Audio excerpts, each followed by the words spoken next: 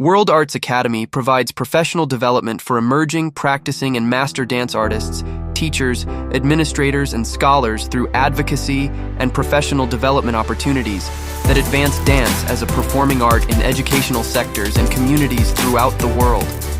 Our faculty teaches diverse dance genres in a variety of environments including, but not limited to, K through 12 schools, dance studios, colleges, and community centers. World Arts Academy envisions dance reimagined, reflective of our differences and supportive of all who dance and teach dance. A world where dance education is equitable, accessible, valued, and preserved. Please visit our website at worldartsacademy.com to see our impressive faculty, view our workshop calendar, enjoy distance learning, or help our mission by becoming a patron.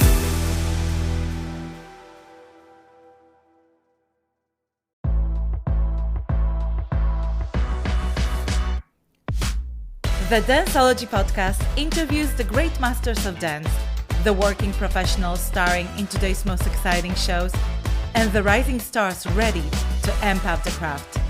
I'm your host, Edyta Sliwinska from Dancing with the Stars. Join me as I dive into the world of dance, uncovering unique stories and the fascinating personalities of industry professionals on Danceology.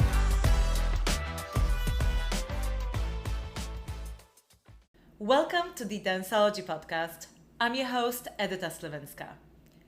Fergus Fitzpatrick is a lead dancer on the most famous Irish step dancing show called Riverdance.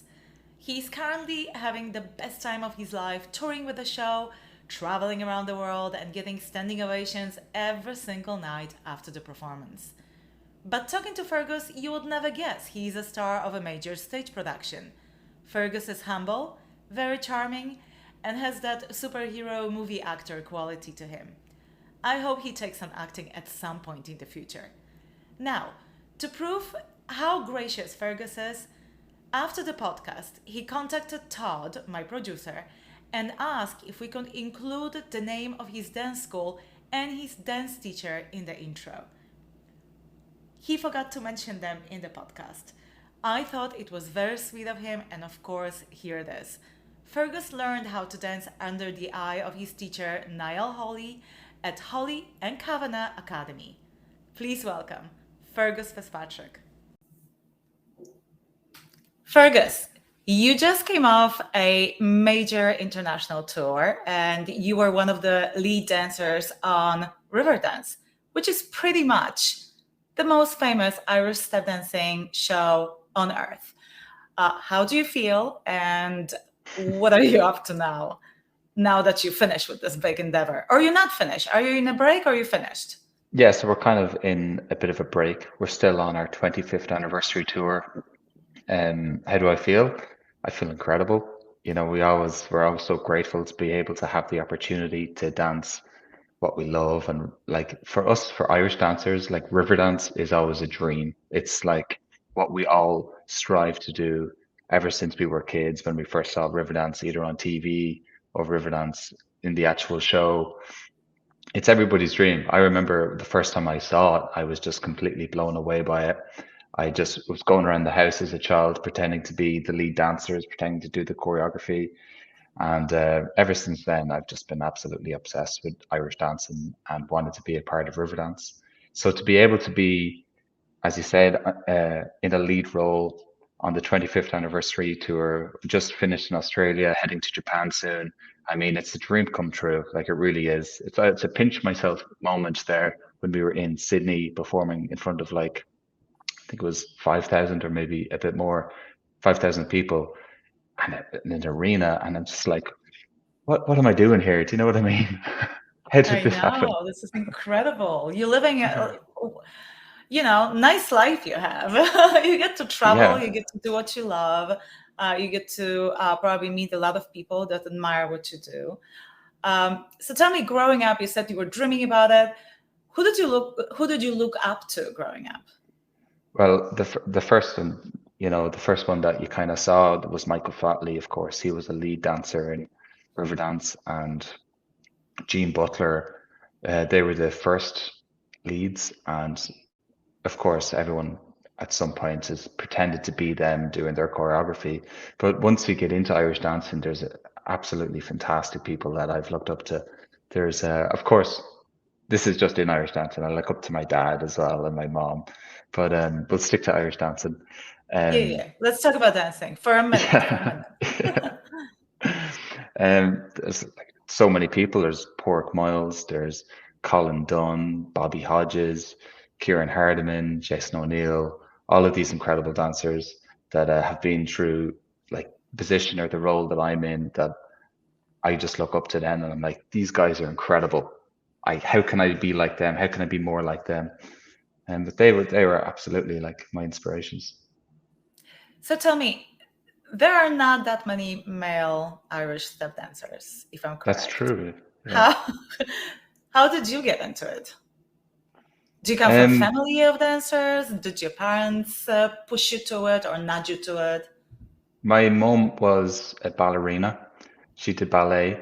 She didn't do Irish dancing, but my sister, actually, my younger sister, who's also in Riverdance, she started dancing before I did, and she was doing ballet as well.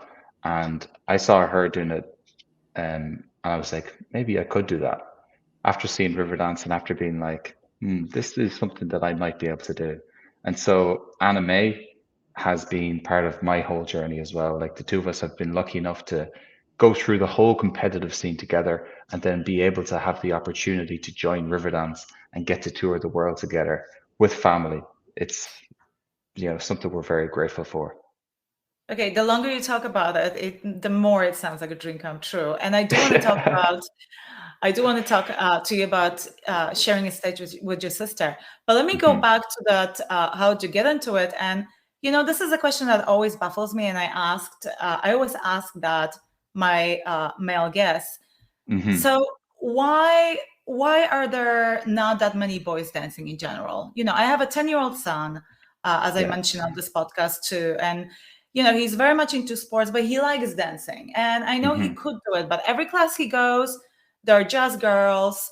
He doesn't want to do it. Yeah. He wants to fit in, and I kind of don't understand it. Like, all right, you every single guy that can dance normally is like the coolest and more popular guy, so that's one reason why I think all the boys should dance. Second of all, tell me a better place where you can meet girls, I know. and Yeah.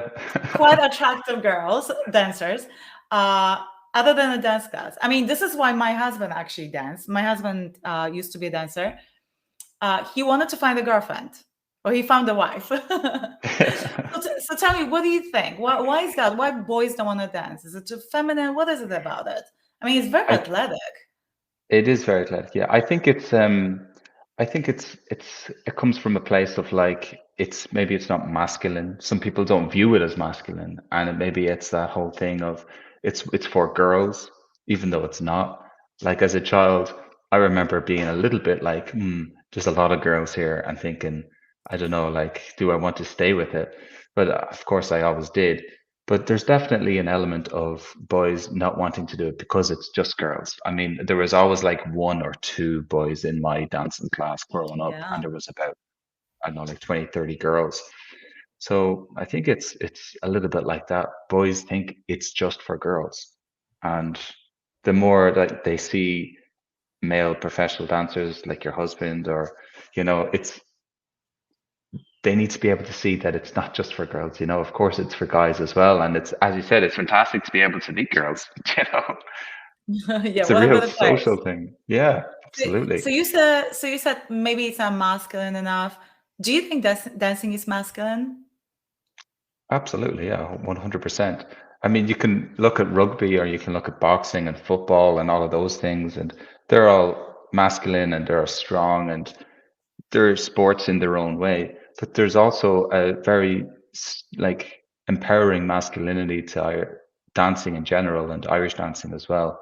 Like it's very strong. Like you have to be fit, you have to be athletic, you have to be very disciplined, and it's beautiful art forms as well. Like Irish dancing, one of the numbers in Riverdance DT, it's an all male number and it's very strong, it's very masculine, it's very raw, it's very rhythmic. And I think anybody that sees that number would be like, oh yeah, no, this is like takes a lot of guts and it takes a lot of strength and masculinity to be able to perform that. What would you tell a young kid, a boy, that is apprehensive about continuing his dance classes? What advice would you give him? Well, I would probably ask him, like, what is he afraid of?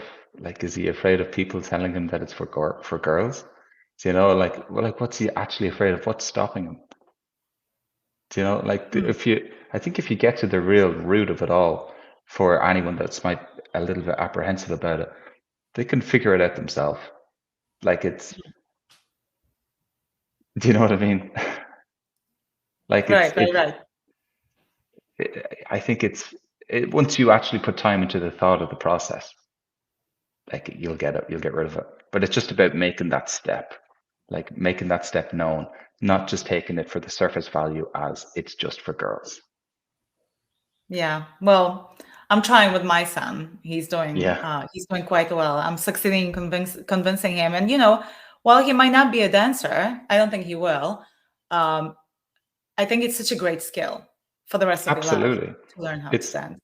Yeah, and even to be in a dance class, with other people, you have to socialize and you have to get up and perform in front of other people. Like that's great for confidence and everything. Exactly, I agree. All right. So since we're talking about the male female, you are obviously in a very female dominated cast. What is the ratio, and how do you feel about it? What it's like? Yeah. It's usually on tour, I think we have like for the Irish cast, we have 13 girls and 11 boys. So it's more just more girls for sure. But there's also a lot of guys, and it's great. We're like a family, like we're like one big family. I'm sure every other type of troupe is like a family as well. We're just so close. We have best friends. We go do things together. We have dinner together. We travel together. We're on stage together. It's a real, I'm going to say the word family again. It's a real family that get to just travel the world and share this unique, weird art form that we all somehow managed to start. And we get to just express ourselves on stage all over the world. So Well, I'll it tell doesn't you. really, sorry, go on. No, I was just gonna. I thought you finished. I was gonna tell you that the ratio actually is more even than I thought it would be. I thought it's more female dominated. But yes, it is a family. I've done touring too, and you get incredibly close with people that you travel and you share these experiences, and no one else can get it. Only the people that you do it with. So tell Yes. me about that tour life. What is it? I think I know what you like about it. What are some of the challenges of touring? What is it that you don't like about touring? There's a lot of struggles on tour. One of the main things is being away from home.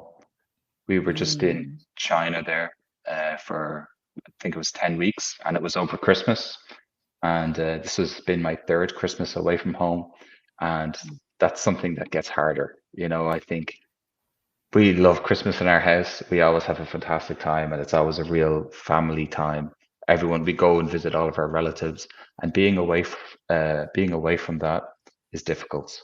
It makes it makes everything difficult. It makes performing the show difficult. It makes getting on the bus and traveling difficult. It makes being around your friends who are also missing their families difficult. So being away from home is definitely a big one. Another one is traveling and keeping the energy. And like if you're on a long tour, always trying to be better and get better and get better and perform the best that you can every single night, staying motivated. That can be a challenge as well. But that's a challenge that we know we can do. It's a challenge that we are aware of and are willing to do before we even start. We know that it's coming. Do you know what I mean? Yes. This is that question that every single performer performing on a stage has to tackle. So people kind of Yes. don't understand. They come to a theater and they see your performance once. Now you dancing the same routine to the same music in the same costume night after night. Sometimes it's 50 times in a tour, sometimes it's 100 times. People on Broadway do it for years. How Hmm. do you keep it fresh? How do you keep yourself motivated and interested and inspired? Yeah, well, this is 100% a challenge. We do a lot of things. For us, every single night is opening night. So as you said, somebody comes to a show, they see one show.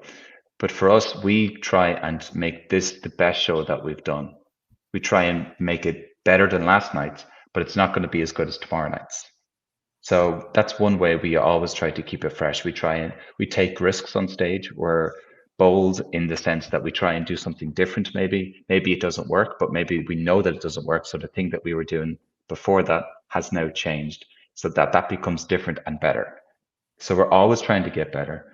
And just having real life experiences, I think, adds to what's on stage every single time you go on tour. You go and you see beautiful cities. You go on, you go to museums and see whatever it is that you're going to see. But those experiences that you have will affect your on-stage performance, and that keeps it fresh as well. That's a good point. How about, do you guys train in between? Do you still rehearse, or the show kind of runs by itself? Do you go to the gym? Do you take, what is it that you do other than, going to museums and seeing beautiful towns? Yeah. Do you guys still work on your Yeah. dancing? So before every show, we will have a 1 hour rehearsal, which we call rotations. Okay. So that's actually another thing that I did mention. So we don't actually do the exact same show every night. Everybody in Riverdance has to know every position. So we No have way. Yeah. Really? Yeah. So we are able to do every spot in each number, and we change that every single show. So Wait a second. You just blew my mind. How many choreographies do you have in your head right now? How many numbers are there? I think there's something. Actually, don't know how many numbers there are. I think there's 20 numbers in the show altogether, but dancing numbers, I'm not sure. So you would be able to. Sorry, you would be able to step in anyone else's shoes at any moment and do the choreography on the show. Yes. That is incredible and insane and very clever from the production side. I did some stage shows. Why did I not think about it? But I think my dancers would just simply say, no, it's incredibly hard. Well, it's a different animal touring with the biggest show in the world. You guys can't take risks. You have to be ready. But that is just absolutely insane. Okay, then yes, you keep it fresh. You dancing a different routine every night. All right. Yeah. Well, it's like obviously the males will be able to swap in and out, and the females will be able to swap in. Yeah, and you have your lead team as well, who will rotate the lead role every night or so. And when you're not on lead, then you're in troupe. So it's always fresh in that sense. That makes sense. Yeah. So you mentioned that one of the things that it's really challenging is that you are missing your family, but you are sharing the stage with your sister, May. Yeah. Is that her name? Anna May. Oh, Anna May. I'm sorry. Anna, how was it growing up with your sister? Have you ever competed against each other? How is it now sharing the stage? Do you ever dance together? Tell me about some of the experiences and how do you feel about that? We always get asked, are we competitive and do we compete against each other? But we are actually we're not competitive at all. Always from our early days of competition, we were always each other's supporters, because we never actually had we were never each other's actual competition. Right. We never had the same split. So we were never really competitive. It was never oh, I won this and you didn't win this or whatever. It was always just let's do the best that we can and let's make each other better. And that's kind of continued now up until where we are today in Riverdance, where I don't look at Anna as competition. I look at Anna as someone that I want the best for her, and she looks at me the same. So we're always just trying, we practice together. Do you know what I mean? We critique each other. We don't hold back. We're harsh, but we know that it's for each other's benefit. Yeah, you probably don't have any reservations. Your sister. Exactly. There are no barriers. You can tell her anything. But do you guys actually dance together on a show? So we don't usually, but we have in circumstances where there's been injuries or someone has gone down during a show, and we've had to do like the lead role together. But it's not usually, no. But we, of Is course, it are. weird? Yeah, sorry. Is it Yeah, weird to dance with your sister? It is? it Why is is. that? It's a little bit weird because there's like always, there's like a romantic essence on stage, with the female and the male lead, and it's just Yeah. slightly different than when it's with your sister because that's kind of gone and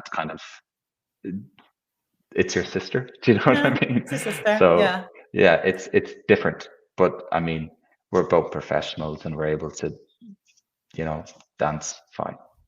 Sure. There's some acting involved. I always tell people, when they ask me how do you create chemistry with a partner, I'm a ballroom dancer, so everything we do, or predominantly, is with a partner. And I always tell them, well, my goal is to show a storyline or a romance or Yeah, chemistry, but it doesn't mean that I'm in love with every single person. It's like if you see absolutely. two Yeah, actors on a screen, you know that they are playing a romantic lead and they are supposed to look like they are in love, but in the back of your head that they are not a couple in a real life. Sometimes they are, but most of the time they are not. They are some of the most, Titanic. We know that Kate Winslet was not romantically involved with Leonardo DiCaprio. We still believe in their love story.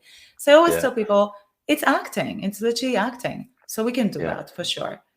yeah, So tell me about the competitive scene of Irish dancing, because I yeah. think it's quite different than ballroom dancing. How can you explain to me that structure? Do you guys compete as singles? How does it look like? Let me tell you, in ballroom. In ballroom, you have 10 couples on the floor.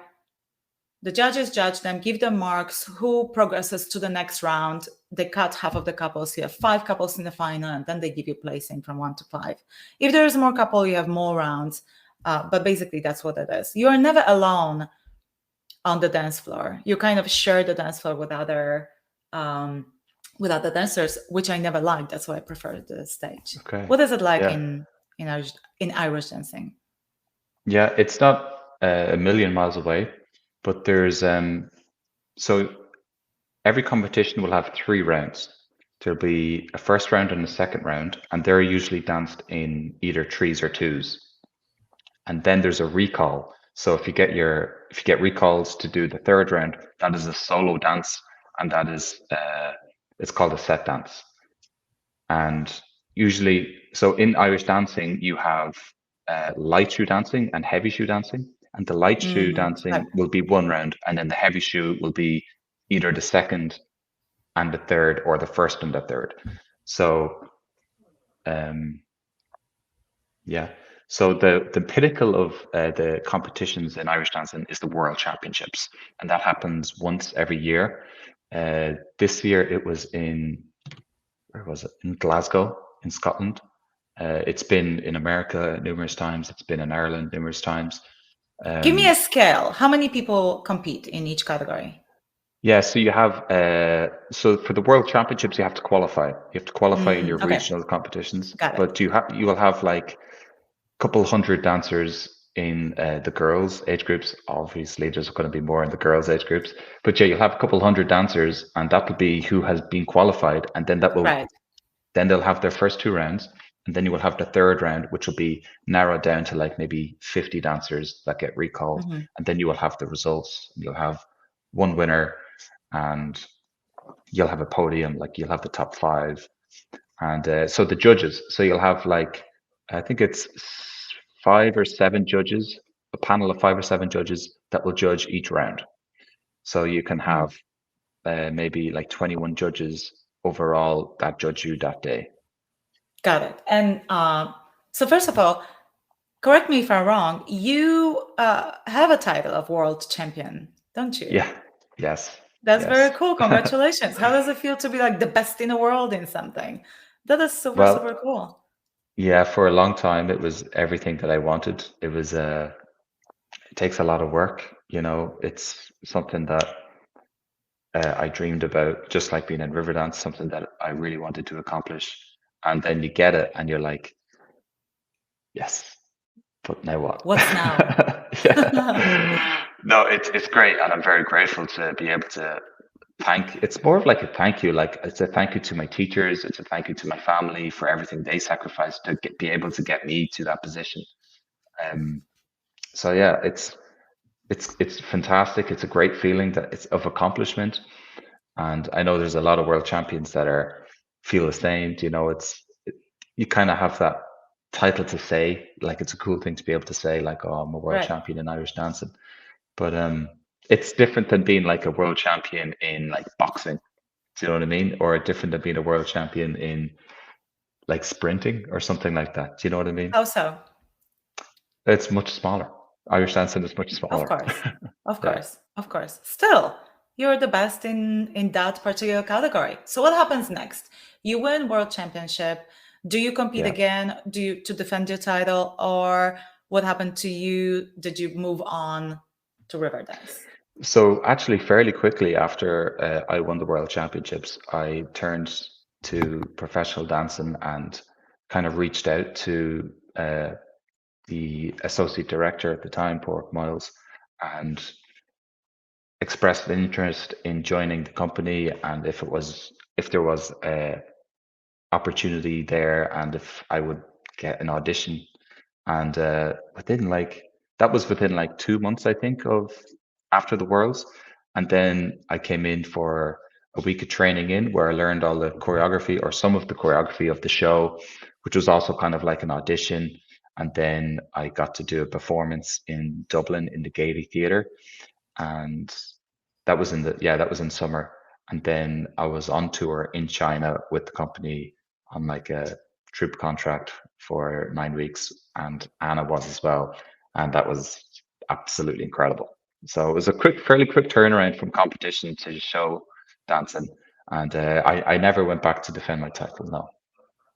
Got it. And somewhere in between, or I don't know, when did that happen? You did perform on Irish Dancing with the Stars. How did Yes. that come about? So that was with Riverdance as well.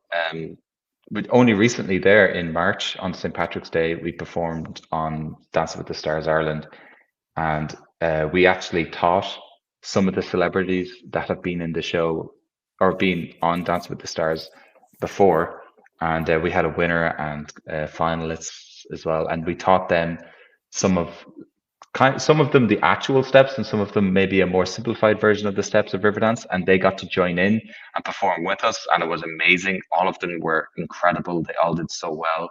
They were all really willing to learn and really wanted to do their best.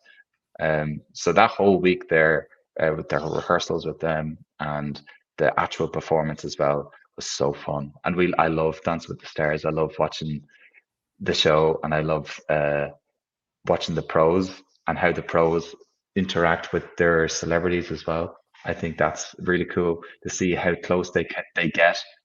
So that was an amazing week. Is Dancing with the Stars as popular as it is in US? In US for a long time it was one of the biggest hits. Maybe it was going head to head with American Idol, which was the biggest hit of all times. It had like 30 million people watching at the height of its popularity. That's probably how many people live in Ireland? Like probably half of the population in Ireland. We have 5 million people, I think, is our population at the moment. But Dance with the Stars is huge. I didn't know that Ireland has such a small population. Look at that. Yeah. I was always talking the Polish population. I'm from Poland. It's about 40, 50 million. And that's just as much, less people than in California. So it's kind of wild. There are only 5 million people in Ireland.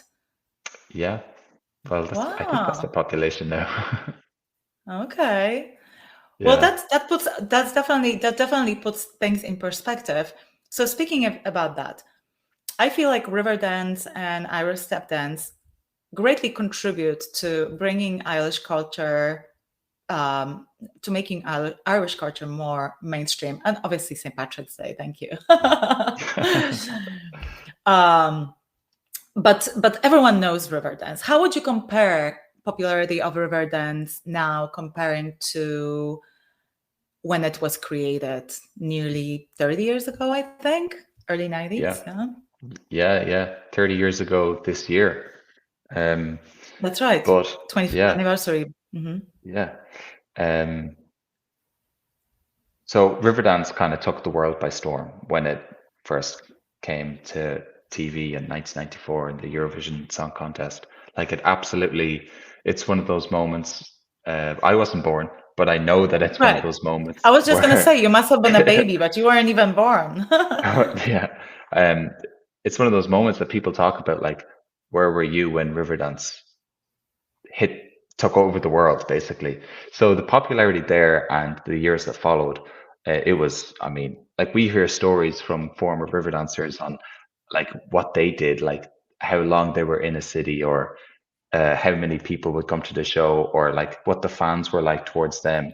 And I mean, like, they were like rock stars in my eyes. Do you know what I mean? Like, absolute pioneers.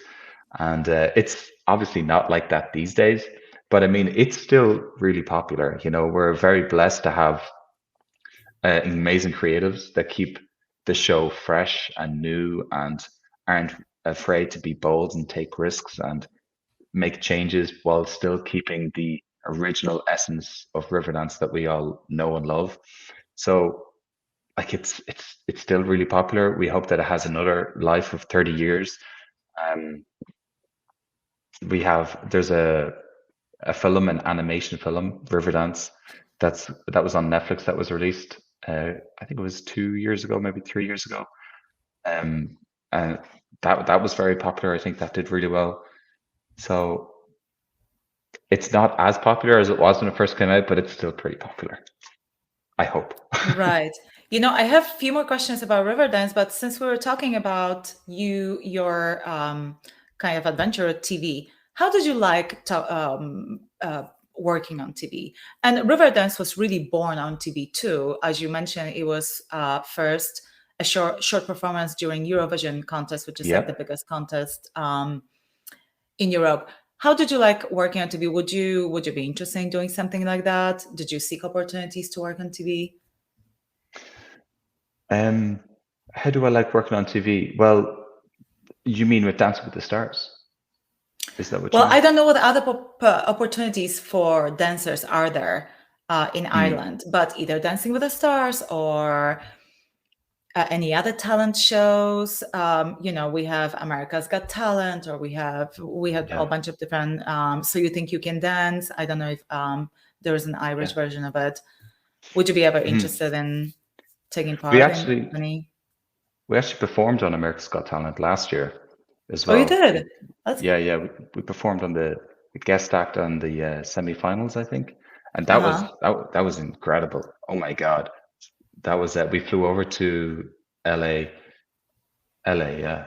I think it was definitely California anyway. I think it was LA, and we like, there was a load of us, and we went to the studios, and it was insane. The getting to see the judges as well, like Simon and Sofia Vergara, and getting to be a part of such a huge show. I think I don't know how many million watch America's Got Talent in America, but I know it's definitely a big number.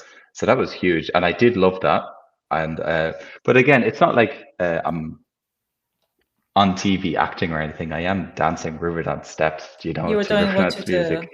Yeah. But it seems to me that you could be very good on camera. You have great personality. When you do interviews, do you feel comfortable with that? In general, how do you feel in front of camera?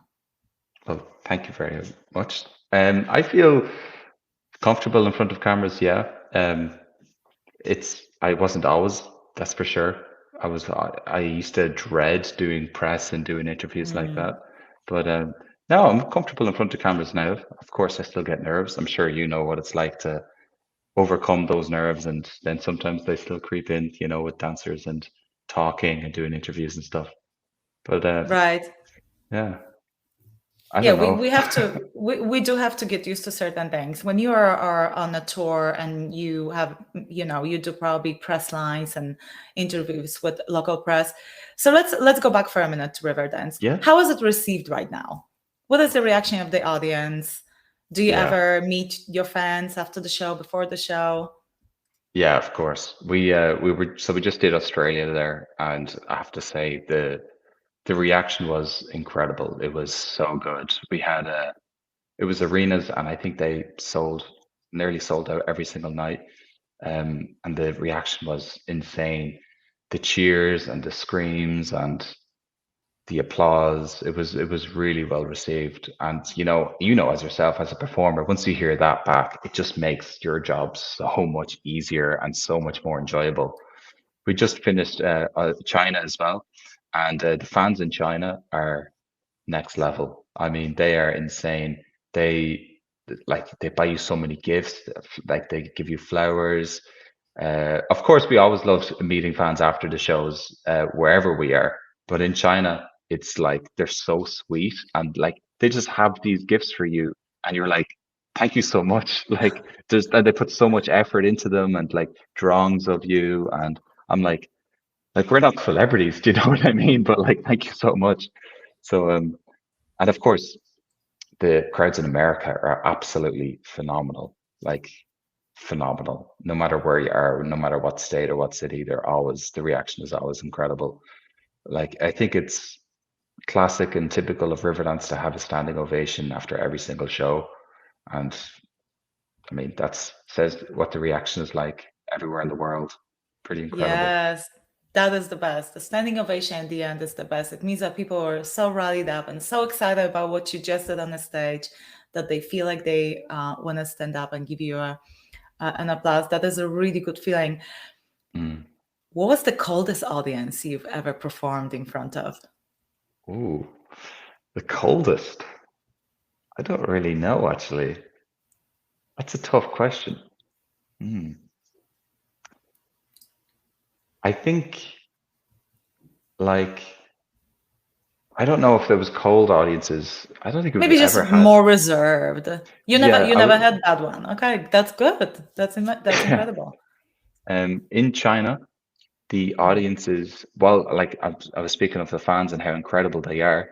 The reaction is very different from like America or Australia or Europe. The applause is very short, so that, like you might get like,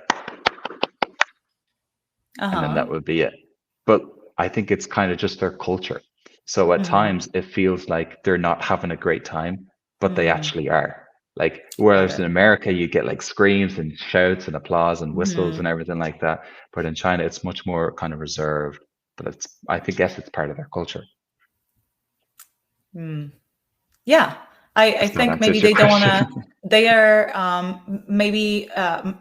Here's the thing: the applause can sometimes disturb the performance or disturb Yes, um, exactly. the flow of the performance. And I think maybe Chinese audience is mindful of that, so they're showing their Hmm. appreciation, but they want to finish it and let you keep Exactly. going. Yeah, that's well Um, put. uh, what was so far your favorite place to visit? You got to see it all. Hmm. You probably went to every single continent and every single place.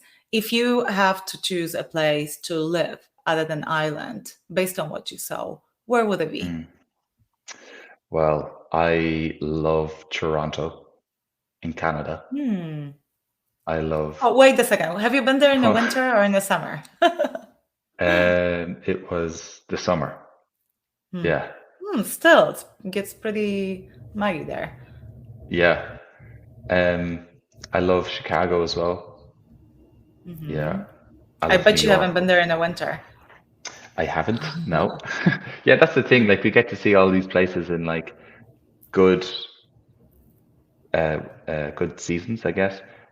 So it depends on your experience as well. I was actually just talking about this with somebody the other day. It's all like the places that you get to visit. It all depends on the experiences that you have. So In these you're places. like if you get to go to Chicago, for example, and you just have a great time, like not because you're in Chicago, just because of what you're doing and who you're with, does that mean that Chicago's an amazing place? Or does that mean that you just had a great experience in Chicago?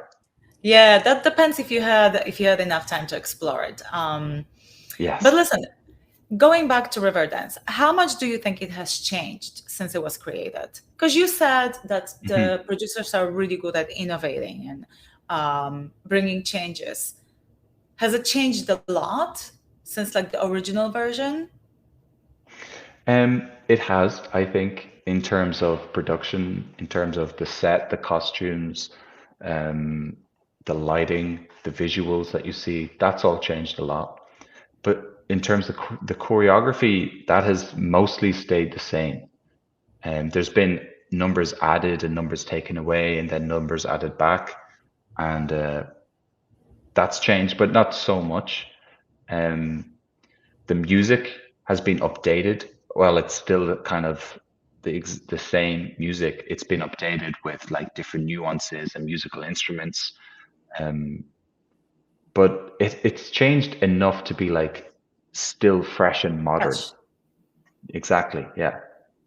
And what do you think is the role of Riverdance in kind of bringing Irish culture closer to the general public? And also, like, how representative is that show to like traditional Irish step dancing culture? Yeah, Riverdance is very traditional. The music, the instruments, the actual style of the choreography, it's all very traditional. I think it's And the also very music is representative. live, right? The music is Yeah, live. Hmm. yeah. So you also travel with the musician, with the orchestra. We have a four-piece band, Mhm. or four members in the band. They all play Mhm. multiple instruments. They're all crazy talented. Um, but yeah, it's very representative of Irish culture. Even the story of Riverdance, it's like immigration and people having to leave because of famine and finding new land and trying to set up family there, and then coming home as well. Like it's something that Irish people definitely went through, and I think it's something that other countries as well can resonate with. Like it's immigration hasn't just happened in Ireland, it's happened all over the world. And so people can see this, and it it can touch them. It can make them feel something, it can make them feel sad, it can make them feel happy. There's definitely moments of the show where people actually get very emotional. So it resonates really well, and I think it makes people a little bit closer to Ireland. Have you ever been to Poland? I'm going to get a little personal here. Have you guys ever performed in Poland? No, actually, but I'd love to go. I'd love to go to Poland. But you do tour in Europe, right? Like all over the Yeah. Europe, probably. We do mostly Germany.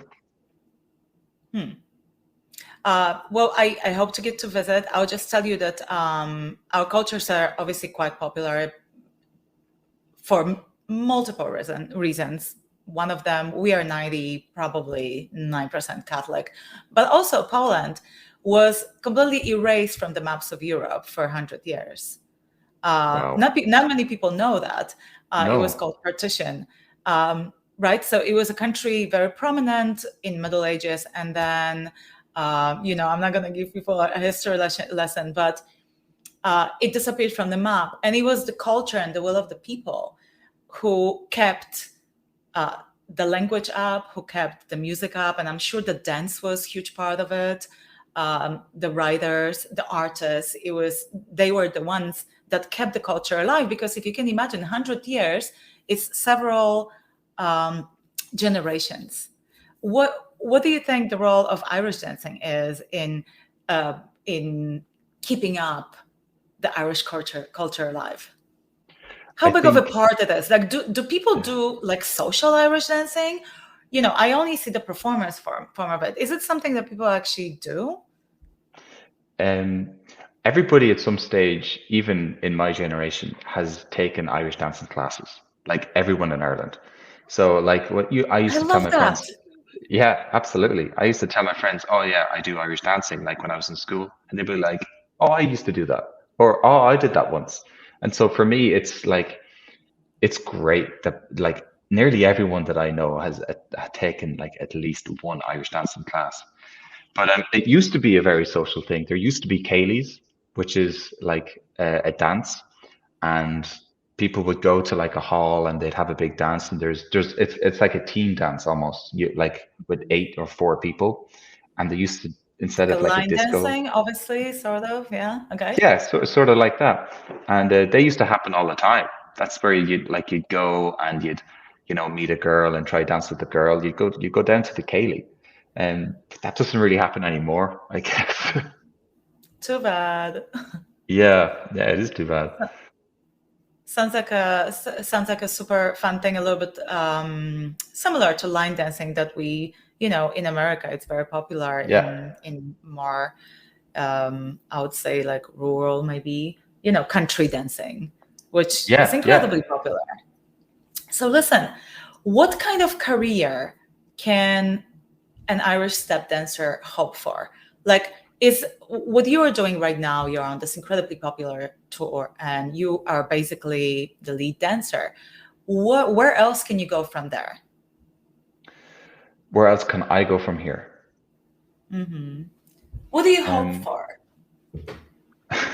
that's a great question. At the moment, what I hope to do is to just continue on the path that I'm on in terms of staying a lead dancer, staying like as fit as I can to be able to be the best that I can, to continue on the journey of lead dancer in Riverdance and into the hopefully the 30th anniversary tour. That's what I'm hoping for. There's um there's a whole area and there's a whole thing, I guess, with Irish dance, or well, not just Irish dancers, but dancers in general, where we get to live out our dream kind of early on in life. And so all of our lives been looking at this moment where we get to be a professional dancer touring the world with Riverdance, and we're doing it, but it's got a timeline on it. So we have to know that it's coming to an end and try and prepare for what's after Riverdance. And it's something that we talk about all the time now, I think more than ever, that it's that we have to talk about it and try and prepare ourselves as best as we can. But it's really hard. It's really difficult. And there's also like an element of you don't want to worry about it too much, but you need to focus on it as well. You want to be in the moment. You want to enjoy what you're doing. So what is the age when you kind of retired from Riverdance? It's different for everyone. There's people that have gone on well into their 30s and still are dancing with river dancers. People that have stopped at 27. There's people that have probably definitely stopped earlier. It kind of just depends on the person.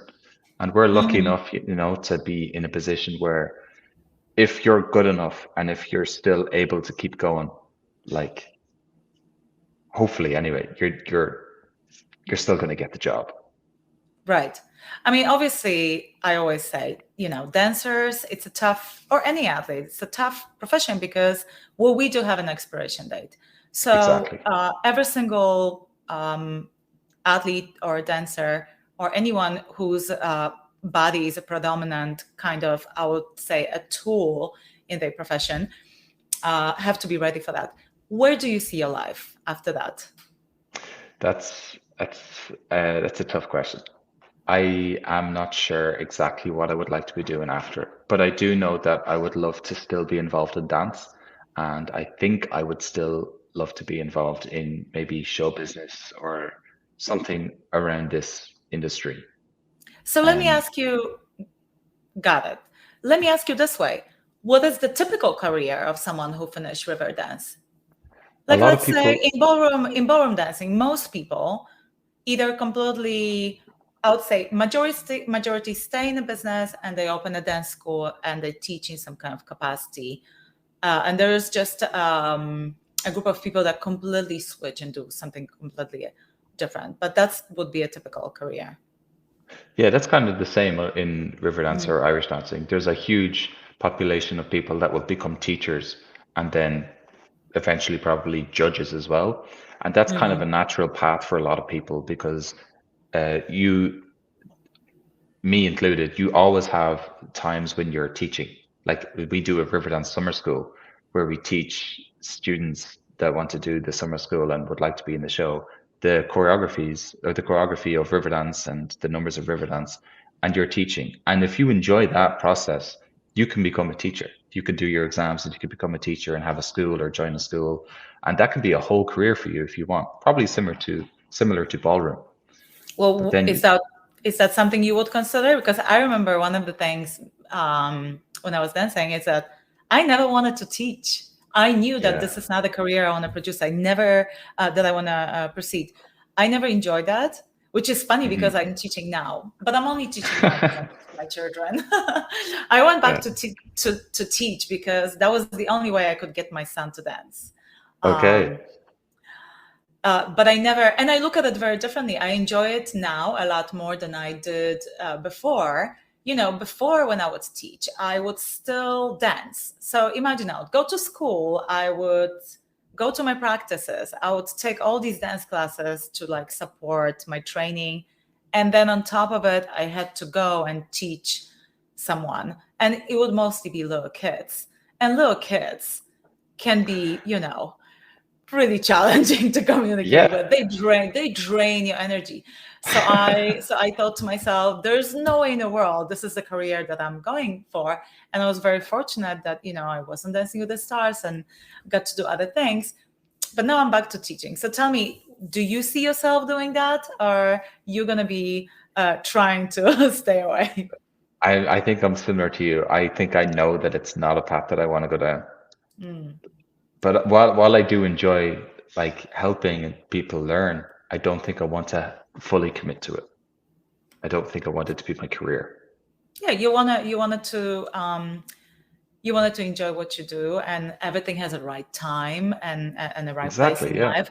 Well, I'll tell you something. If you don't have any ideas, this is just me from talking to you right now. You should take some acting classes. You have such a cool, calm, and confident demeanor and the way you express yourself. And obviously, I don't know how old you are, but, you are this kind of a leading man material. Very handsome, very well spoken. Thank you very much. Stop. So here's the thing, though. Acting career is one of the toughest in the world because the competition is absolutely brutal and the auditioning process is insane. And it's so tough on you because 90% of the time you are going to be rejected. So you got to have a very thick skin. But this just popped into my head. I don't know why. It just, that's just what happened. So I don't know. Well, thank you for the compliments. Maybe I'll give it a go. I'll go to an acting class. It's really close to our form of art. Yeah, that's true. Expressing yourself, but it's expressing yourself in a different way. We only do it with our bodies, and here you kind of have an opportunity to use all other medium. You use your voice, you use your facial expression, you use your body. There's a lot of physicality that acting involves. So I think actually dancers are quite good actors, and there are a lot of dancers that became good actors. John Travolta, and obviously you have the Gene Kelly and Fred Astaire, but also the Barbie movie, not Ryan Reynolds, but Ryan Gosling. He was a dancer when he was growing up. Like, not many people know that, but I saw some video of him dancing when he was 14. He was phenomenal.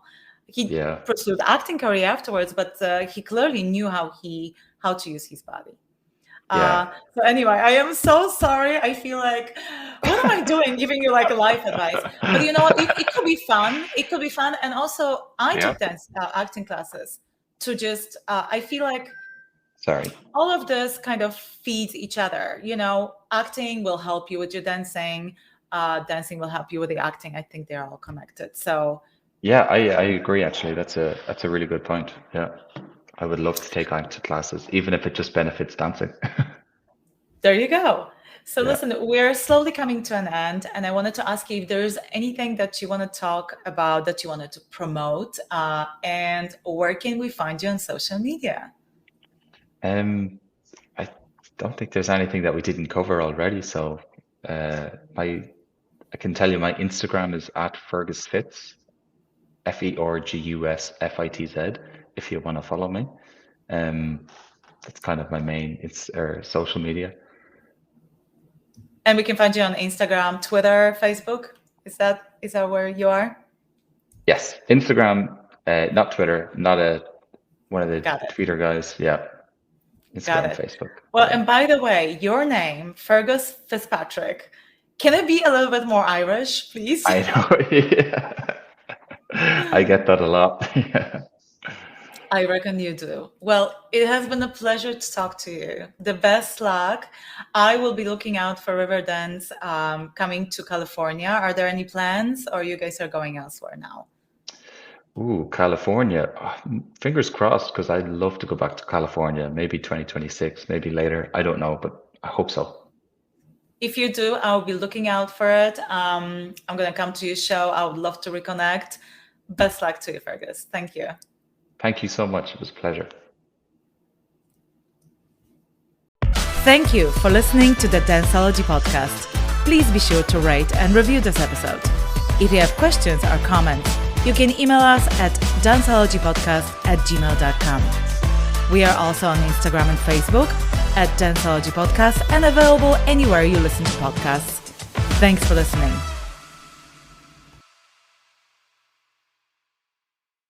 Metacortex Publishing hopes that you've enjoyed this presentation. Please take a moment to listen to some other podcast offerings from Metacortex Publishing. A quest is a search for something. And every week, the Quest podcast will show you how we know what we know through interviews with people that have incredible stories of dedication and perseverance. I'm your host, Todd Fisher. Join me in this thought-provoking and inspiring podcast of discovery. Find us anywhere you listen to podcasts.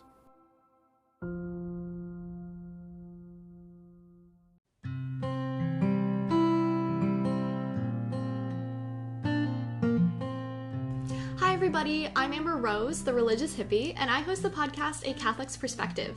Join me every 2 weeks as I release episodes targeted towards helping young Catholics navigate their ever-changing secular world while staying strong in their faith.